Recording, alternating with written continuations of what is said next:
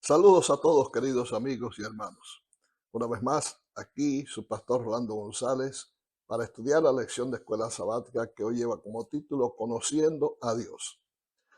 En el Evangelio de San Juan, en el capítulo 14, encontramos una declaración muy interesante pronunciada por Felipe, uno de los discípulos de Jesús. Él le hizo una petición: Señor, muéstranos al Padre y nos basta. Y Jesús le respondió de esta manera: tanto tiempo que estoy con vosotros, Felipe, y aún no me has conocido. Quien me ha visto a mí, ha visto al Padre. Así que la mejor revelación que nos ha dado Dios para poder conocerle está a través de su Hijo Jesús. Y hoy vamos a tratar precisamente de este punto tan importante en la lección, porque yo sé que una de las cosas que nosotros queremos mucho es poder conocer realmente a Dios. Queremos ver a Dios, queremos saber cómo es Dios, queremos conocer todo lo relacionado con la primera persona de la divinidad, que es Dios el Padre. Por eso, al entrar en la lección, una de las cosas más interesantes que podemos encontrar es el hecho de que Dios se manifestó a nosotros a través de su Hijo Jesús. Jesús es el que ha dado a conocer exactamente cómo es el Padre y nos dio una percepción más clara acerca de Dios. En el Génesis, el capítulo 3, versículos 1 al 5, leemos que Lucifer, en su conversación con Eva, trató por alguna forma de desfigurar el carácter de Dios. ¿Qué mentiras le dijo Satanás allí en el jardín del Edén, que trataron de alguna forma de desfigurar exactamente cómo es Dios? Y leemos lo que dice el pasaje. Pero la serpiente era astuta, más que todos los animales del campo que Jehová Dios había hecho, la cual dijo a la mujer: con que Dios os ha dicho, no comáis de todo árbol del huerto. Y la mujer respondió a la serpiente: del fruto de los árboles del huerto podemos comer, pero del fruto del árbol que está en medio del huerto, dijo Dios, no comeréis de él, ni le tocaréis, para que no muráis. Entonces la serpiente dijo a la mujer: no moriréis, sino que sabe Dios que el día que comáis de él serán abiertos vuestros ojos, y seréis como Dios, sabiendo el bien y el mal.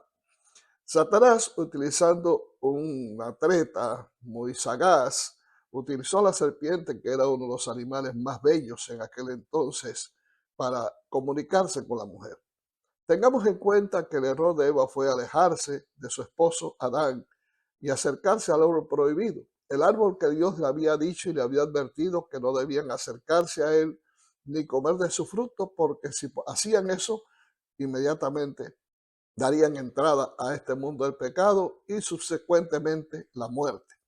Así que Eva desobedeció el mandamiento de Dios y se fue acercando al árbol prohibido, que era el único lugar donde el enemigo de las almas podía manifestarse. Y allí estaba él agazapado esperando el momento. Así que lo primero que usó Satanás fue un subterfugio. Él le hizo una pregunta capciosa: ¿con que Dios os ha dicho que no comáis de todo árbol del huerto? La curiosidad mató al gato, dice el refrán, así que la curiosidad fue la que causó que Eva entrara precisamente en conversación con Satanás, queriendo defender a Dios, alegando de que Dios no había dicho exactamente eso, entró en el terreno del diablo. Y queridos amigos, una de las cosas que debemos aprender es que nunca debemos entrar en contubernio con Satanás. Es peligroso eso. Nunca te acerques tanto a la tentación que te veas en un gran peligro y Satanás pueda atacarte y puedas verte en un gran problema. Eva cometió ese error y cayó en las garras de Satanás. Entonces, Eva inocentemente comenzó aquel diálogo y eso trajo como consecuencia que Satanás comenzara a introducir su veneno. Eva dijo: no, no, no, no, Dios no ha dicho eso. Dios no ha dicho de que nosotros no podemos comer de todo árbol del huerto.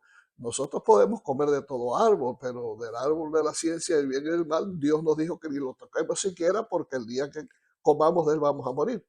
Y ahí viene la primera mentira: no moriréis, porque sabe Dios que el día que comáis de este árbol serán abiertos vuestros ojos y seréis como Dios, sabiendo el bien y el mal. Así que dos mentiras Yo diría que tres, ¿no? Primera, Dios no había dicho que no comieran de todo árbol del huerto. Segunda mentira, no moriréis. Ahí entra con esa mentira la famosa teoría de que el hombre no muere. Que el hombre cuando muere, el alma sigue viviendo y entonces va al infierno si hizo lo malo, va al cielo si hizo lo bueno, va al purgatorio si hay algún pecadillo por ahí todavía que tratar de arreglar. Así que dentro de esa mentira que ha sido la que ha causado tanto mal en este mundo y ha engañado a tanta gente. Y la tercera mentira es que íbamos a llegar a ser como Dios. Sí conocería indudablemente el bien y el mal, pero nunca llegaría a ser como Dios a tal punto que pudiera conocer todo lo que Dios conoce. De esa forma trató Satanás de desfigurar el carácter de Dios e hizo creer a Eva que Dios era mentiroso, que Dios no cumplía lo que decía, que Dios siempre estaba tratando de ocultar las grandes verdades a sus hijos. Eso no es verdad. Dios, en primer lugar, es un Dios santo. ¿Qué quiere decir exactamente la palabra santo? Vamos a descubrirlo a través de la Biblia. Leemos lo siguiente, Levítico 20:26. Habéis pues de serme santos, porque yo Jehová soy santo y os he apartado de los pueblos para que seáis míos. En el concepto divino, ser santo significa ser apartado del mundo para servir a Dios. De manera que Dios quiso separar a su pueblo de las demás naciones impías para que fueran un pueblo especial, una nación santa, un real sacerdocio en servicio al Señor. Además de esto, lo dice 1 Samuel capítulo 2, versículo 2, no hay santo como Jehová, porque no hay ninguno fuera de ti y no hay refugio como el Dios nuestro. E Isaías 57 nos dice, porque así dijo el alto y sublime, el que habita la eternidad y cuyo nombre es el santo. Yo habito en la altura y la santidad y con el quebrantado y humilde de espíritu, para hacer vivir el espíritu de los humildes y para vivificar el corazón de los quebrantados. O sea, cuando la Biblia nos describe a Dios, nos presenta que Dios es santo por el hecho que Dios está apartado de todo mal. En Dios no hay pecado, en Dios no hay ningún vestigio de mal.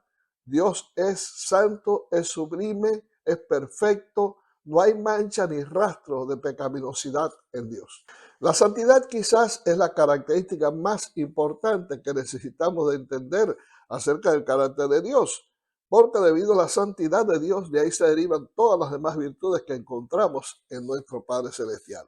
Por lo tanto, además de la santidad, otra característica fundamental en Dios, que es su esencia, es en sí su carácter, es el amor. Dios es amor.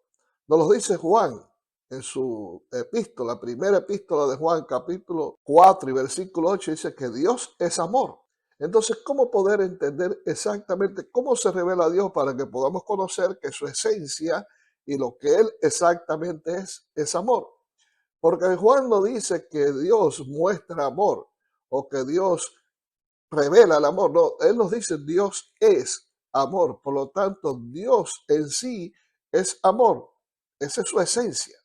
Dice Juan, amados, amémonos unos a otros porque el amor es de Dios. Todo aquel que ama es nacido de Dios y conoce a Dios. El que ama no ha conocido a Dios porque Dios es amor. En esto se mostró el amor de Dios para con nosotros, en que Dios envió a su Hijo unigénito al mundo para que vivamos por Él.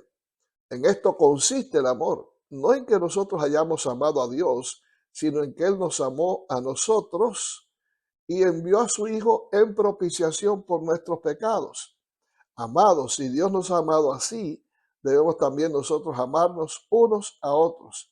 Nadie ha visto jamás a Dios. Si nos amamos unos a otros, Dios permanece en nosotros y su amor se ha perfeccionado en nosotros. En esto conocemos que permanecemos en Él y Él en nosotros, en que nos ha dado su Espíritu. Y nosotros hemos visto y testificamos que el Padre ha enviado al Hijo, al Salvador del mundo.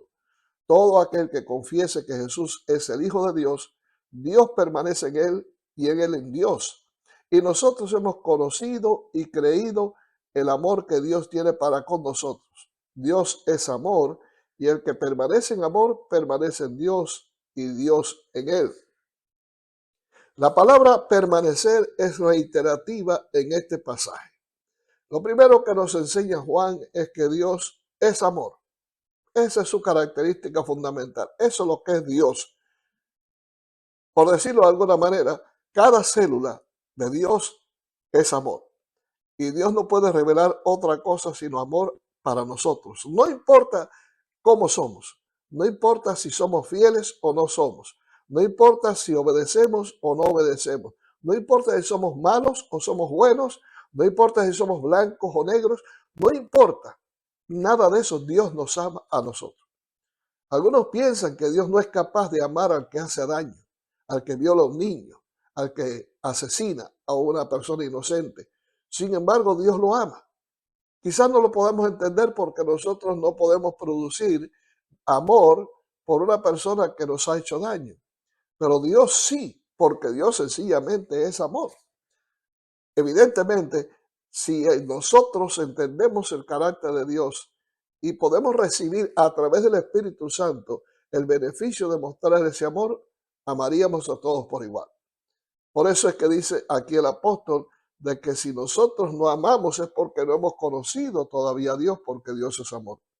Cuando conocemos a Dios, cuando nos relacionamos con Él, cuando entramos en esa esfera divina de su gracia inefable y de su amor infinito por los pecadores, vamos a conocer a Dios y también vamos a revelar a Dios, porque Dios a través de nosotros produce ese amor por todos aquellos que nos rodean. Pudiéramos decir tal vez que no amamos a los que nos hacen daño, a los enemigos de la iglesia o del cristianismo, o a aquellos que tratan de hacerle daño a otras personas, de la misma forma que nosotros amamos a aquellas personas que sí nos hacen bien o que forman parte de nuestro entorno, que forman parte de nuestra familia, por ejemplo. Pero por lo menos respetamos a esas personas, no le hacemos daño, no le tenemos odio y tratamos de alguna forma de vivir de una manera condescendiente con ellos. Por eso es que la mayor expresión del carácter de Dios es el amor. Y fíjense también que se nos presenta el Espíritu Santo, que es la revelación de que el amor de Dios está en nosotros. Porque el Espíritu Santo nos da a conocer quién es Dios. Él conoce todo lo que está relacionado con Dios, Él conoce lo profundo de Dios. Por lo tanto, cuando tenemos su Espíritu, Él nos guía, Él nos conduce hasta Dios para poder entender entonces su divino carácter y su amor por cada uno de nosotros. Dios manifiesta su amor también a través de la creación, porque todo lo que Dios creó lo hizo por amor a sus hijos, por amor a aquellos que Él realmente quiere bendecir y beneficiar. Y en la creación encontramos que Dios revela también algo muy importante y es la pluralidad de Dios. Por ejemplo, cuando Dios creó al hombre, Génesis 1:26 nos dice que Dios dijo, hagamos al hombre a nuestra imagen, conforme a nuestra semejanza. Y creó Dios al hombre a imagen de Dios lo creó, varón y hembra los creó. La palabra que aparece aquí en Dios es la palabra Elohim. Elohim es el plural de Dios. Y eso muestra que allí no estaba solamente una persona la divinidad, sino que estaban más.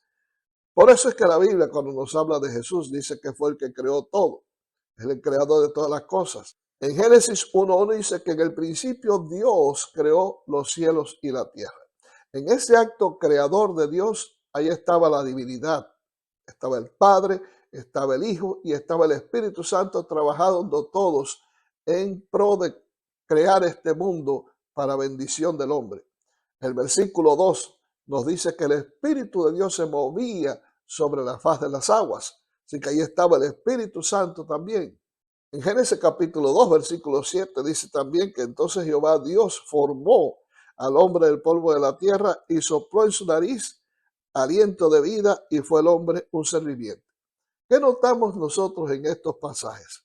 En primer lugar, lo que noto es que Dios mismo tomó la iniciativa de crear este mundo y con él estaba el Hijo y estaba también el Espíritu Santo, la obra creadora. Pero también cuando vemos aquí la creación del hombre, no vemos exactamente esa pluralidad de Dios. Aquí vemos a un Dios que se inclina, que forma un hombre con el barro de la tierra y después sopla en su nariz aliento de vida y el hombre llega a ser un alma viviente, llega a ser un ser viviente. Por lo tanto, aquí vemos un Dios personal. En la creación de todo el mundo, así como en la creación del universo, vemos un Dios que manifiesta su trascendencia. Trascendencia quiere decir que Dios está en todo el universo. Vemos las huellas de un Dios amoroso a través de todas las cosas creadas. Cuando en una noche estrellada te paras en un lugar donde puedas contemplar el cielo sin el impacto de las luces que ha creado el hombre, sino que puedas contemplar esa luminosidad producida por el factor divino, vas a asombrarte de cuán maravillosas son las obras de Dios. Yo me imagino que estos astronautas del Artemis 2 que estuvieron viajando y ya están de regreso a la Luna, estuvieron maravillados al contemplar desde la Luna la Tierra flotando en el espacio.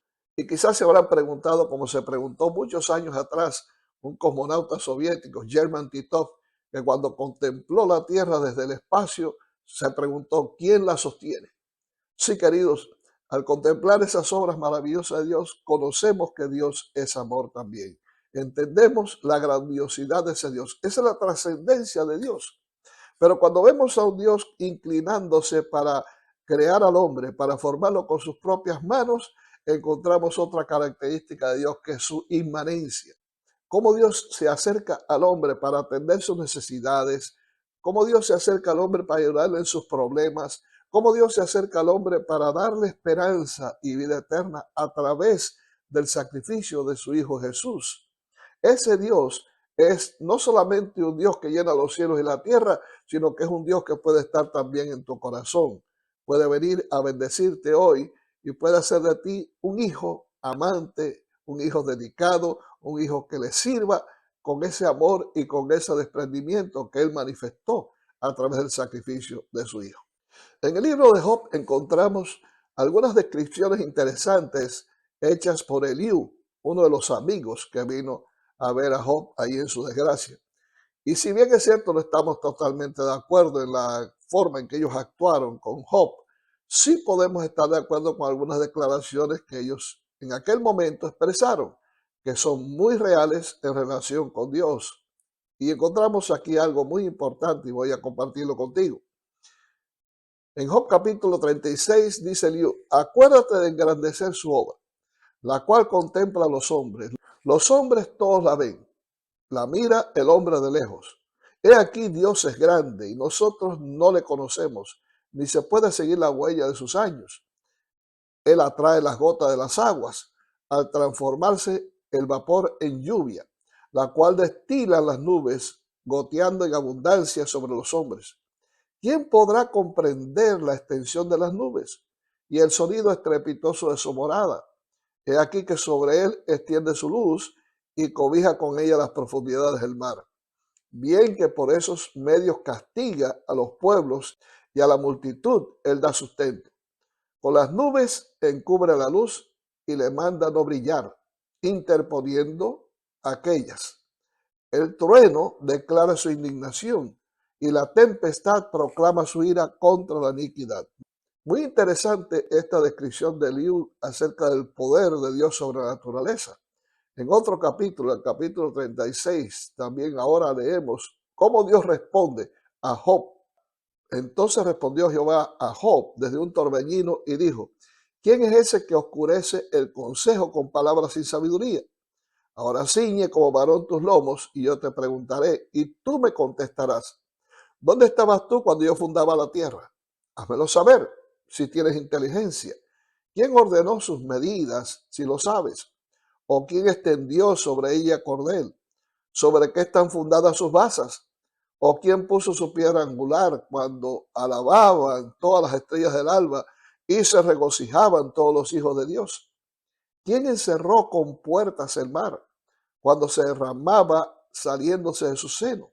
Cuando puse yo nubes por vestidura suya y por su faja oscuridad, y establecí sobre él mi decreto, le puse puertas y cerrojo, y dije, hasta aquí llegarás y no pasarás adelante. Y allí parará el orgullo de tus obras. Declara, si sabes todo esto. Es imposible para el hombre entender exactamente cómo Dios hizo el universo. Aceptamos todo por fe. No puedo creer de que todo haya venido a la existencia simplemente por el factor evolutivo que declaran los que creen en la evolución de millones de años hasta que surgió el universo. Es imposible tener esa fe tan grande que pueda creer de que algo surgió de la nada. Es más fácil creer de que hay un ser omnipotente del cual provienen todas las cosas, del cual provenimos también nosotros. Por lo tanto, creer en que Dios creó todas las cosas es el factor fundamental en el ejercicio de nuestra fe. Evidentemente no es posible poder comprender cada detalle. Job no podría responder estas preguntas, ni tampoco las podemos responder nosotros. Y aunque hubiéramos estado allí y hubiéramos escuchado a Dios decir sea la luz, realmente no hubiéramos entendido cómo Dios pudo hacer eso. Porque nosotros los seres humanos somos seres finitos, somos seres limitados, que simplemente podemos hacer ciertas y determinadas cosas, pero no podemos pasar de los límites de nuestra imperfecta naturaleza. Ahora bien, Dios manifiesta su amor para con nosotros en que siendo aún pecadores, Cristo vino a este mundo. Vino a vivir entre nosotros para revelarnos al Padre y también para morir por ti y por mí y darnos vida eterna. Emmanuel con nosotros es el mensaje que nos da la palabra de Dios en esta otra parte de la lección. Dios con nosotros. Por eso cuando compartimos con los amigos, cuando compartimos con personas que nos son cercanas acerca del amor de Dios, no hay una manera mejor de hablarles de cuánto Dios nos ama y cuánto podemos nosotros entender cómo es Dios, sino a través de Jesús. Porque como les explicaba al principio, Jesús fue el que nos dio a conocer al Padre. Leamos estos dos pasajes y vas a decirme qué cosa notas en ellos. En el primero dice que he aquí, la Virgen concebirá y dará a luz un hijo y llamará su nombre Emmanuel, que traducido es Dios con nosotros.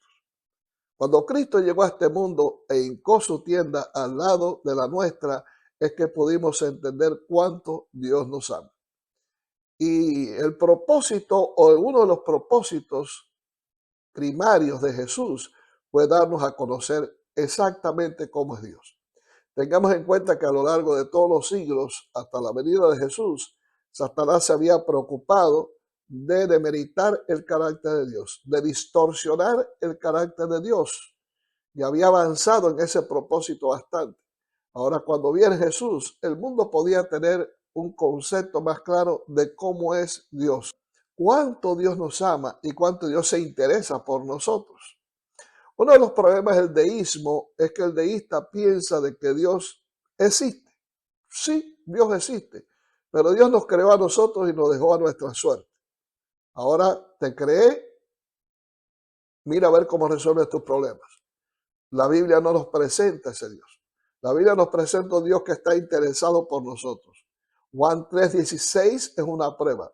De tal manera Dios amó al mundo que ha dado a su Hijo unigénito para que todo aquel que Él cree no se pierda, mas tenga vida eterna. Cosas fundamentales que nos presenta ese pasaje.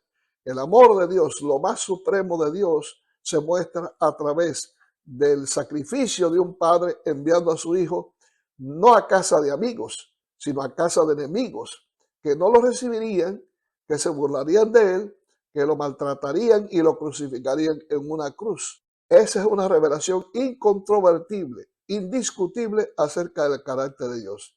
Y lo dio no para una nación, como son los israelitas, no para un grupo especial, no es para todo aquel que en él cree. Si tú crees en Jesús y aceptas su sacrificio, no importa en el país que tú vivas, tú tienes vida eterna. Como dice Juan también, el que tiene al Hijo de Dios tiene la vida. Así que acepta a Jesús como Salvador personal y eres heredero de vida eterna. No hay discusión al respecto. Es una declaración categórica de la palabra de Dios y es promesa de Dios. El otro texto nos dice, enseñándoles que guarden todas las cosas que os he mandado, y aquí yo estoy con vosotros todos los días hasta el fin del mundo. Emmanuel, Dios con nosotros.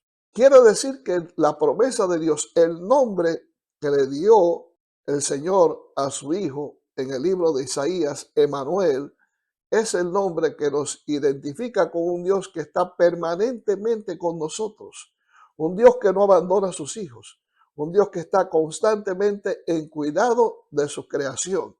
Ese Dios te ama a ti y me ama a mí también y ha cumplido su promesa. Hasta este momento Dios nunca nos ha abandonado, sino que Dios está con nosotros para ayudarnos en nuestro diario vivir, pero sobre todo para guiarnos en el camino que conduce a la vida eterna. Terminamos con esta declaración del Espíritu de Profecía. La luz del conocimiento de la gloria de Dios se ve en el rostro de Jesucristo. De los días de la eternidad, el Señor Jesucristo era uno con el Padre. Era la imagen de Dios, la imagen de su grandeza y majestad, el resplandor de su gloria. Vino a nuestro mundo para manifestar esta gloria.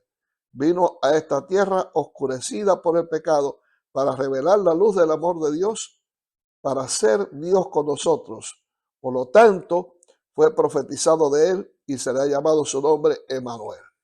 Dios con nosotros. Le damos gracias a nuestro buen Padre Celestial porque Jesús nos ha dado a conocer exactamente cómo es Él, cuánto nos ama y cuánto se preocupa por nosotros.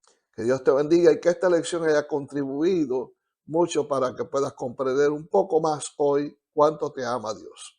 Nos vemos la próxima.